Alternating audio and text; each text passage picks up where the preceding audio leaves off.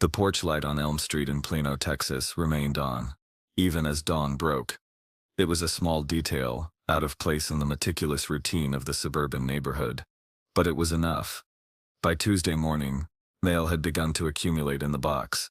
Newspapers lay undisturbed on the dew-kissed lawn. The silence inside the small brick ranch house, number 1420, was absolute, a stillness that felt profound. Neighbors, accustomed to the quiet rhythms of the household, the garage door opening just before 7, the car pulling out onto the street, noticed the absence. Mrs. Gable next door felt a growing unease. Something was off. She walked across the manicured grass, a sense of neighborly concern overriding her reluctance to intrude. A gentle knock on the door yielded no response. Another, louder knock. Still nothing. The curtains remained drawn. No movement was visible through the front window.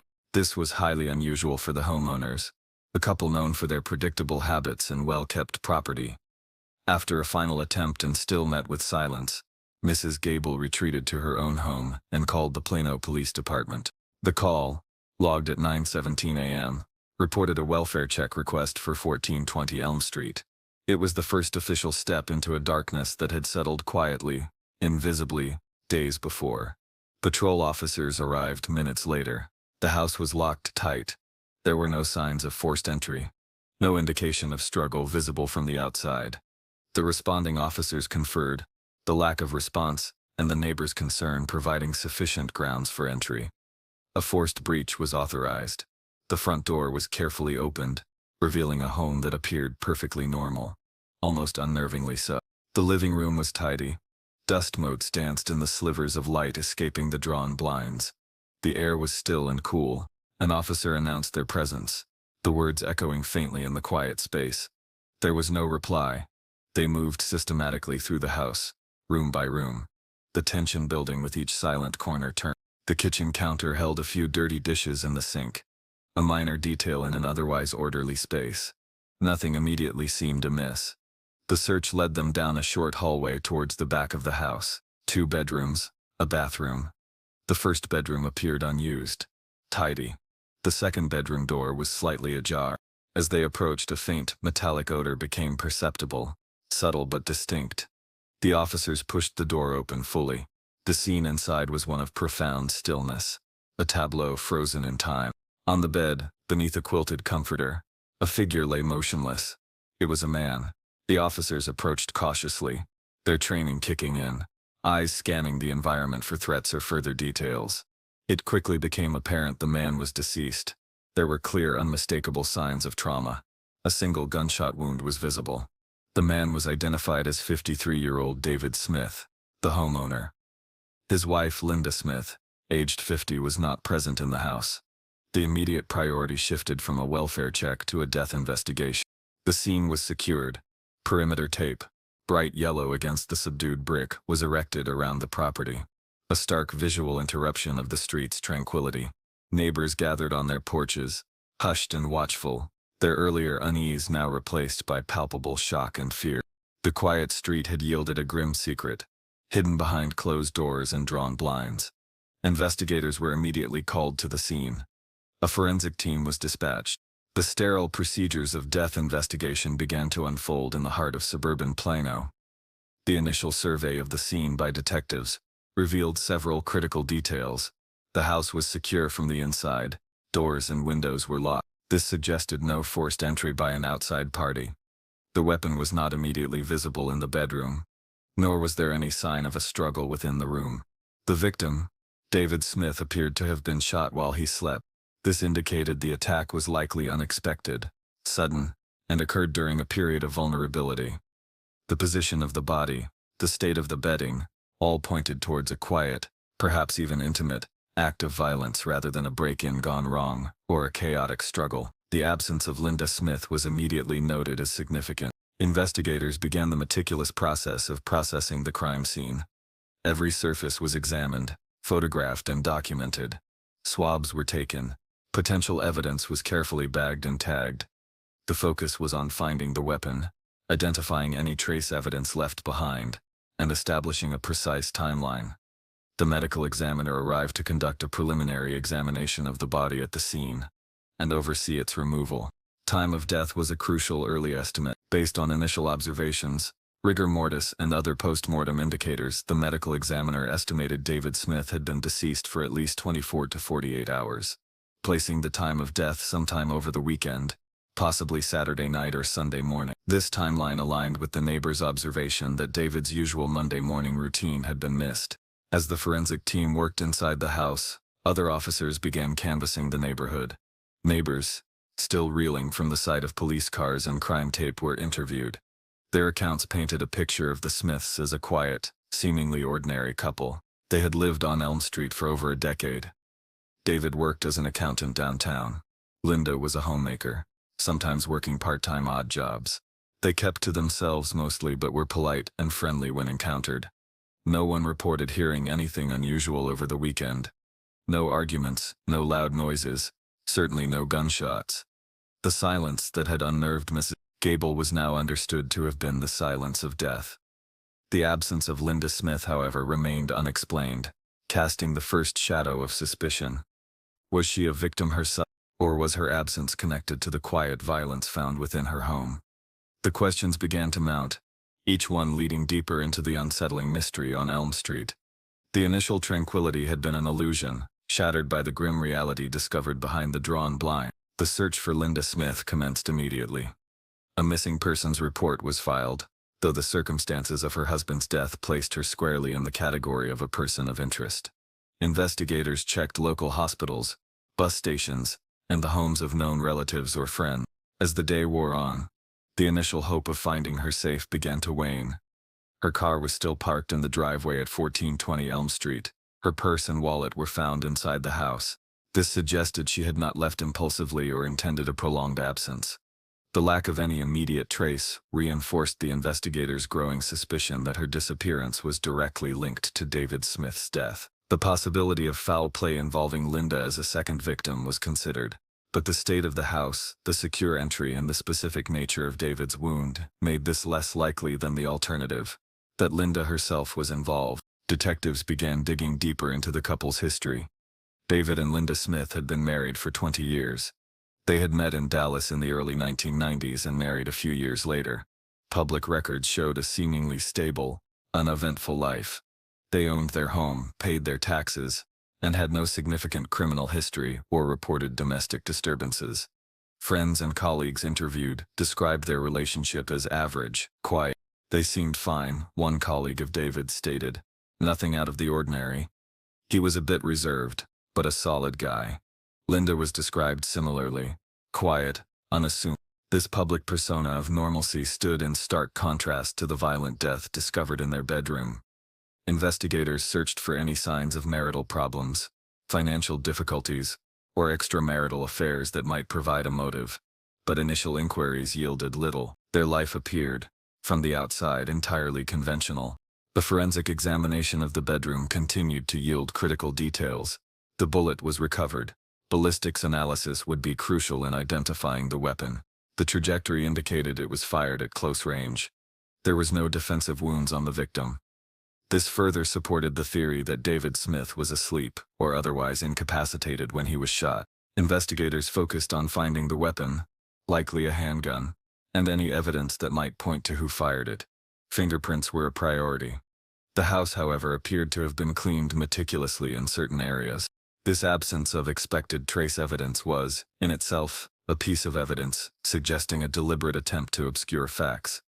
Meanwhile, the missing person investigation into Linda Smith intensified. A bulletin was put out. Patrols were alerted. Her photograph, a standard driver's license photo showing a woman with a quiet smile, was circulated. Investigators learned she had family ties in Oklahoma. Checks were made with relatives there, but they had not seen or heard from her. The silence surrounding her whereabouts mirrored the silence discovered inside the Elm Street house. The search expanded beyond Plano, covering the wider Dallas-Fort Worth area and beyond, but Linda seemed to have vanished without a trace.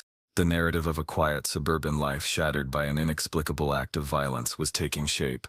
The focus remained squarely on finding Linda Smith. Her connection to the victim as his wife, combined with her disappearance from the scene, made her disappearance the central piece of the puzzle. Investigators theorized she had left the house shortly after the shooting. But where had she gone? And why? The absence of a clear motive in the couple's known history was perplexing.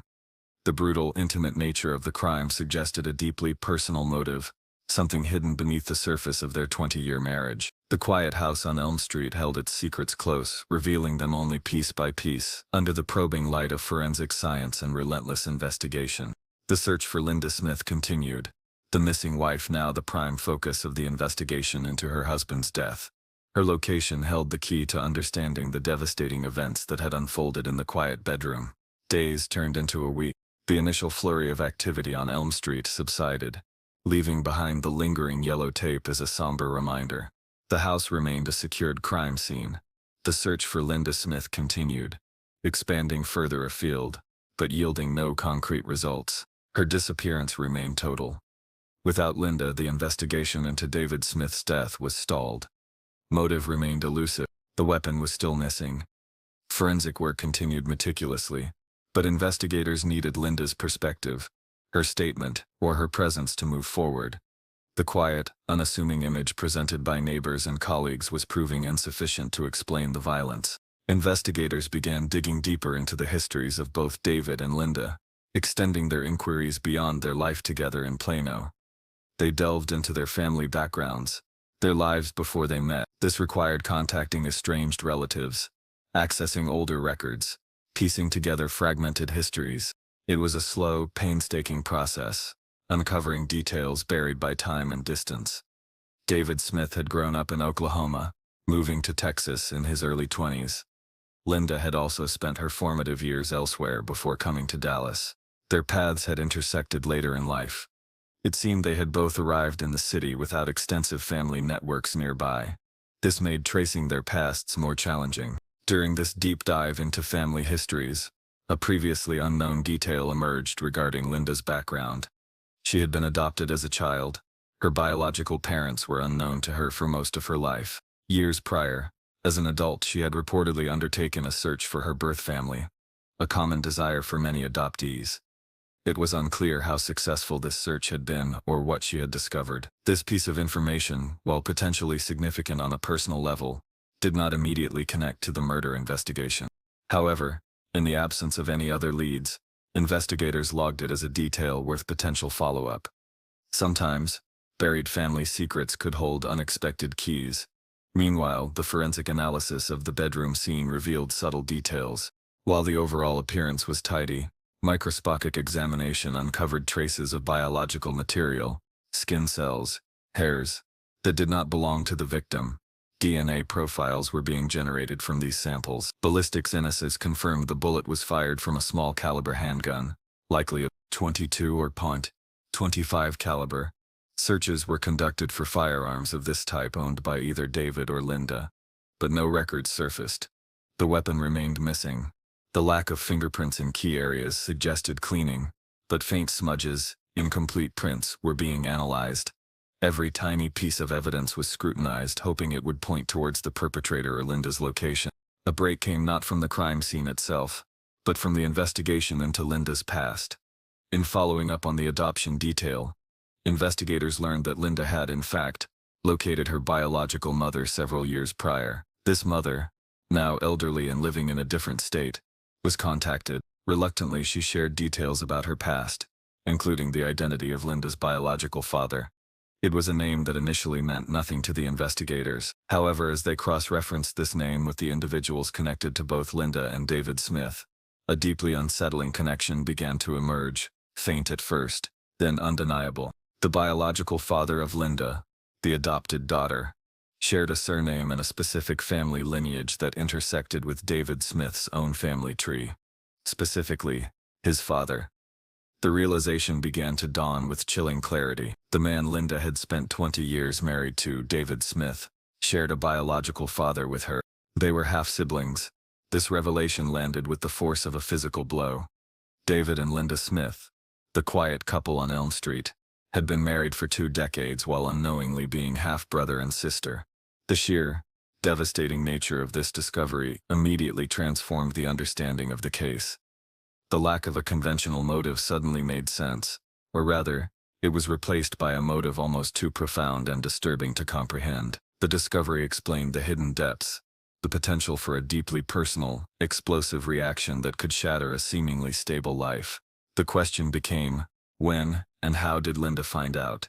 And was this horrifying knowledge the trigger for the violence that ended David's life? The quiet house on Elm Street held a secret far more complex and devastating than anyone in Plano could have imagined. The search for Linda Smith was now more urgent than ever, not just as a person of interest, but as the only person who could explain the impossible truth that had been uncovered. The discovery of the biological relationship between David and Linda Smith shifted the entire focus of the investigation. The once elusive motive was now tragically clear. The core question became not if this knowledge was the catalyst, but how and when Linda had acquired it. Piecing together the timeline around this revelation became paramount. Investigators returned to interviewing Linda's biological mother. With greater openness after the initial shock, she confirmed the shared biological father and provided details about the circumstances of Linda's birth and adoption, emphasizing that neither Linda nor David would have likely known about each other growing up or during their early lives, as their father had not maintained contact with both families simultaneously.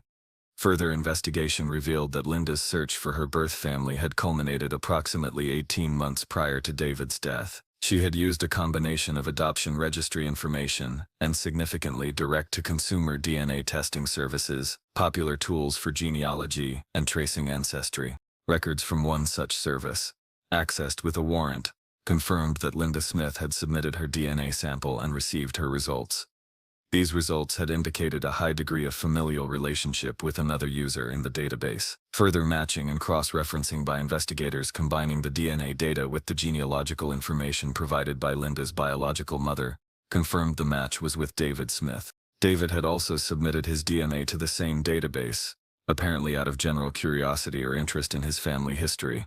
The digital trail provided stark, irrefutable evidence of the biological link. This meant Linda likely discovered the truth about her relationship with David, approximately a year and a half before his death. The devastating realization would have been delivered not through a dramatic confrontation, but through the sterile interface of an online database, a list of genetic matches revealing a horrifying reality. How had she lived with this knowledge? Had she confronted David? Did he also discover the truth through the same database? The investigation needed to understand the period between the revelation and the murder. This was the critical phase where motive would have festered and potentially led to the unthinkable act. Investigators searched through the couple's financial records, phone logs, and any digital footprint they could legally access. There was no indication of a sudden dramatic change in their outward lives immediately following the likely discovery date. No separation, no significant arguments documented through text messages or emails. Their lives seemed to have continued on the same quiet, predictable path. This suggested that Linda, having made the discovery, may have kept it a secret, or perhaps the couple grappled with it privately, hidden from the world. The public face of their marriage remained intact, but the internal reality must have been irrevocably altered. The lack of outward signs made the internal struggle more profound, and potentially more volatile. What was the emotional weight of discovering your husband of 20 years was also your half-brother? The psychological impact would be immense, shattering identity, redefining a core relationship, confronting societal taboos and perhaps personal feelings of violation or betrayal. Even if unintentional on David's part, it created an impossible situation, a marriage built on an unknowing foundation of incest. How two individuals could navigate such a revelation was unimaginable to those on the outside looking in. The quiet house on Elm Street, the scene of such domestic normalcy, now seemed a crucible of silent, unbearable psychological torment.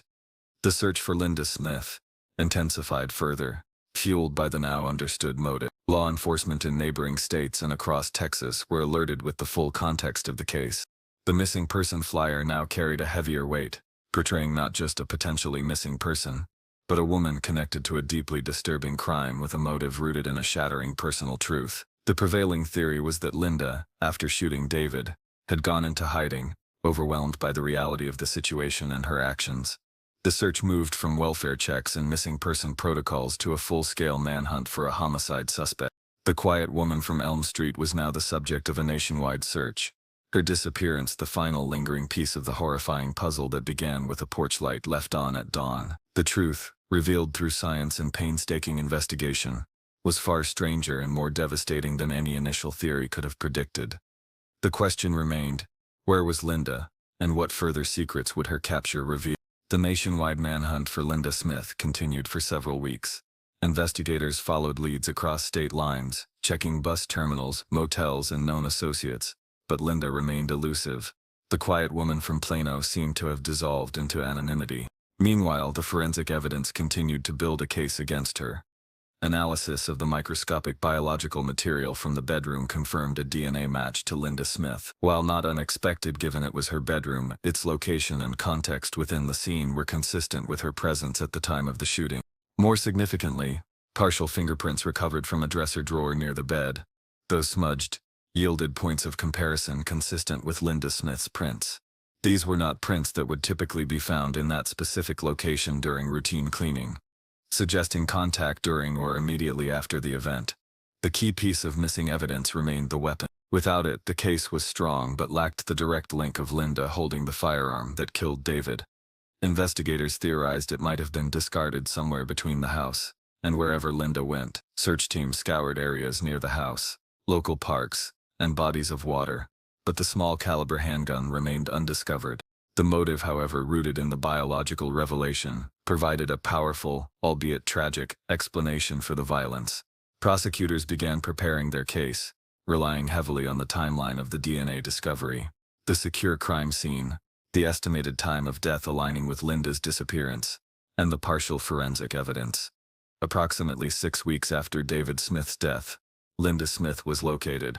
She was found hundreds of miles from Plano, in a small, unassuming town in another state, staying at a modest motel. She was alone. Her apprehension was quiet, without incident. When officers approached her, she did not resist. She appeared gaunt and withdrawn, a stark contrast to the quiet smile in her missing person photograph. There was no dramatic chase, no violent standoff, just a quiet surrender, as if the energy for resistance had long since drained away, perhaps in the months leading up to the act, or in the isolating weeks that followed. Upon her apprehension, Linda Smith was taken into custody and transported back to Texas to face charges in connection with her husband's death. Back in Plano, the legal process began. Linda Smith was formally charged with murder. The evidence was presented to a grand jury, which returned an indictment. The case proceeded towards trial. The motive, the extraordinary and deeply disturbing discovery of her husband, also being her half-brother, was central to the prosecution's narrative. It provided the context for the violence, explaining how a seemingly normal, quiet woman could commit such an act. The prosecution argued that Linda, overwhelmed by the revelation and unable to escape the marriage built on an unknowing taboo, had chosen a devastating and final solution. The defense acknowledged the profound impact the biological revelation must have had on Linda. Their strategy centered on her mental state at the time of the shooting, arguing that the shock and psychological trauma of the discovery had severely impacted her capacity for rational thought, perhaps amounting to a state of extreme emotional disturbance or even temporary insanity. They did not dispute that Linda had killed David, but rather sought to frame the act not as cold-blooded murder, but as the desperate, tragic act of a woman pushed beyond her breaking point by an unbearable truth.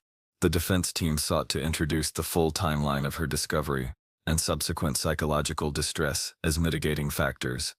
Key to the legal proceedings was establishing exactly when Linda discovered the truth and her state of mind in the period leading up to the shooting. Investigators presented evidence of her DNA test results and the date they were returned, placing the discovery over a year before the murder. This timeline complicated the defense's argument of a sudden, immediate break from reality at the moment of the act, suggesting a period of living with the horrifying knowledge.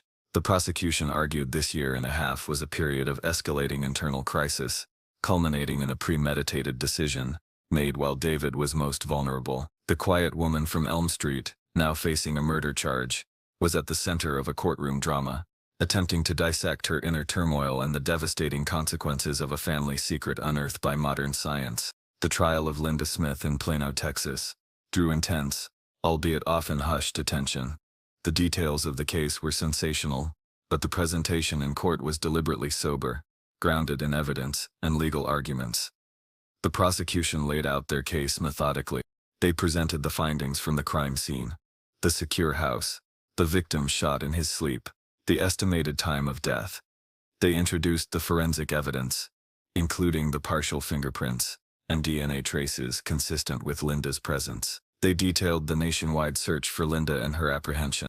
Central to their argument was the motive, the discovery of the half-sibling relationship. Evidence from the DNA database was presented, showing the date Linda likely received her results, and the confirmation of the biological link. The prosecution argued that the year and a half between the discovery and the murder was not a period of incapacitating shock, but one where Linda grappled with an impossible reality. They posited that she ultimately saw no way out of a marriage that had become, in her eyes, a violation, leading her to plan and execute her husband's death. They described the act, shooting David while he slept, as indicative of intent and a desire to eliminate the source of her torment in a deliberate, quiet manner. They emphasized the missing weapon as evidence of her attempt to conceal the crime. The defense countered by presenting expert psychological testimony.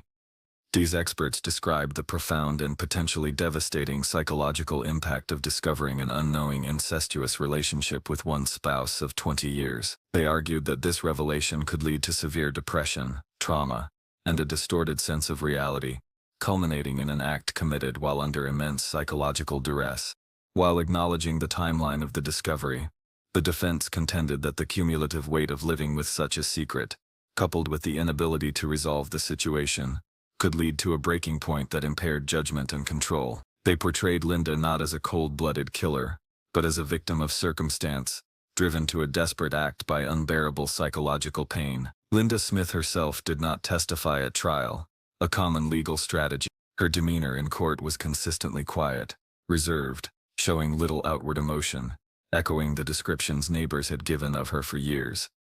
This lack of visible turmoil could be interpreted in different ways by the jury, either as cold detachment or as a deep internalized suffering. The defense highlighted the impossible position Linda found herself in, arguing that there was no easy or emotionally survivable way out of the marriage once the biological truth was known. Leaving would mean exposing a devastating secret and dismantling a 20-year life built on a foundation of unknowing incest. Staying would mean continuing in a relationship that had become psychologically unbearable. The jury was tasked with navigating the complex interplay between motive, intent, and mental state. They had to consider whether Linda's actions constituted premeditated murder, or a lesser charge, such as manslaughter, driven by extreme emotional disturbance. The biological truth was undisputed, its devastating impact acknowledged by both sides. The central question for the jury became whether that impact mitigated her criminal responsibility for David Smith's death.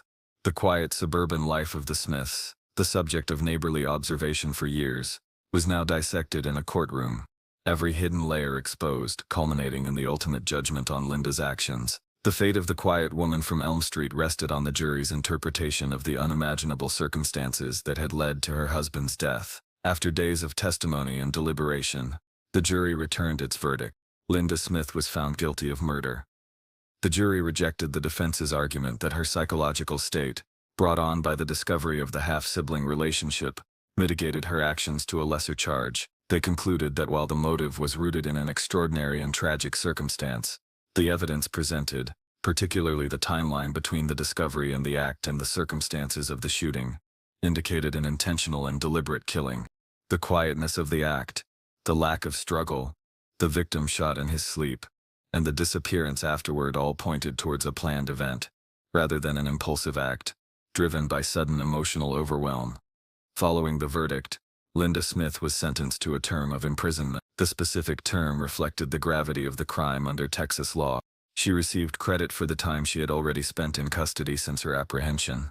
The courtroom, which had held its breath through the testimony and verdict, released a collective, hushed sigh. The legal chapter of the devastating story was closed, but the human cost lingered, raw and profound. The house on Elm Street, once a symbol of quiet suburban normalcy, stood empty, marked by the history of what occurred within its walls. The yellow crime tape was eventually removed, but the invisible boundary of its grim past remained. Neighbors spoke in hushed tones about the Smiths, their memories of a quiet couple now irrevocably altered by the horrifying truth that had been hidden beneath the surface. The devastating reality of David and Linda Smith's marriage, built on an unknowing foundation of biological relation, became a cautionary tale about the unpredictable nature of family secrets and the potentially destructive power of unearthed truths. The human impact of the case extended far beyond the immediate couple. Linda's biological mother and other relatives were left grappling with the fallout. The unintended consequences of past decisions and biological connections revealed decades later. David's family, also unknowingly connected by blood to the woman he married, and who ultimately killed him, faced a dual trauma: the loss of their son, and the horrifying context of his death. The quiet communities in Plano, Texas, and the places where Linda and David had lived before meeting were left to process the unsettling fact that such a profound and devastating secret could exist hidden in plain sight within a seemingly ordinary life. Years passed. The house on Elm Street was eventually sold, new residents moving in, perhaps aware, perhaps not, of the quiet horror that had transpired there. Linda Smith served her sentence, a woman defined by a relationship she unknowingly entered, and the irreversible act it ultimately precipitated. The case remained a stark and haunting reminder of the hidden complexities within human lives and relationships, of how science can reveal truths that shatter reality, and how the quietest lives can conceal the most profound and devastating secrets, leading to an act of violence born from an impossible, unbearable truth. The silence that had first alerted the neighbor remained, a somber echo of the life extinguished and the devastating secret that had led to its end. The quiet street in Plano returned to its rhythm, but the scar of the Elm Street secret remained, a grim mark on the tapestry of its suburban calm.